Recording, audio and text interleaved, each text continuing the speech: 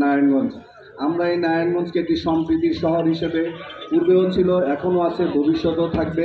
যেটা হলো উল্লেখযোগ্য বিষয় আমাদের নেতার যে বক্তব্য, সেটা হলো আমরা বাংলাদেশকে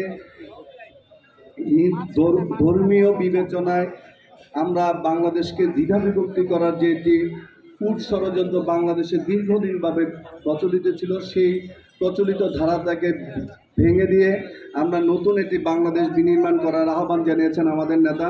সেই লক্ষ্যেই আজকে হিন্দু সনাতনী যে ভাই বোনেরা আছেন বা আমরা মুসলমান যারা আছি, তাদের মধ্যে আমরা এই পার্থক্যটা ঘুচিয়ে দিয়ে একটি পরিচয়, শুধু আমরা সবাই বাংলাদেশি, সেই পরিচয়ে আমরা আগামী দিনের পথটা চলতে চাই। বন্ধুরা আমার, এখানে হিন্দু মুসলমান ভাই ভাই এটা সবসময়ই ছিল, আমরা এটাকে আগে বেগবান করতে চাই। কোনো অবস্থাতেই যাতে বাংলাদেশে কোনো কুচিত্রী মহল সেই বিভেদ যাতে সৃষ্টি করতে না পারে, সেজন্য সবাইকে সতর্ক থাকার আহ্বান উনি জানিয়েছেন।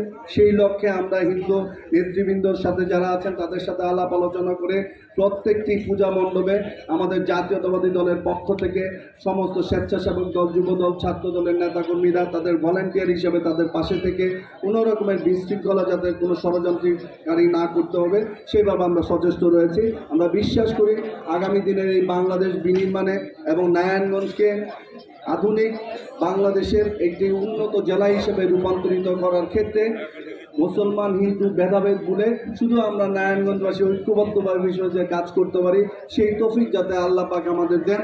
আমরা যেন ভাই ভাই হিসেবে সবাই কাঁধে কাঁধ মিলিয়ে আগামী দিনে নারায়ণগঞ্জকে সুন্দর করতে পারি, সেই প্রচেষ্টা যেন অব্যাহত থাকে, সেজন্য আপনাদের সর্বাত্মক সহযোগিতা কামনা করে এবং আবারও মহানগর বিএনপি এবং প্রাইম গ্রুপকে ব্যক্তিগত তরফ থেকে ধন্যবাদ জানিয়ে বক্তব্য শেষ করেন। সবাইকে ধন্যবাদ।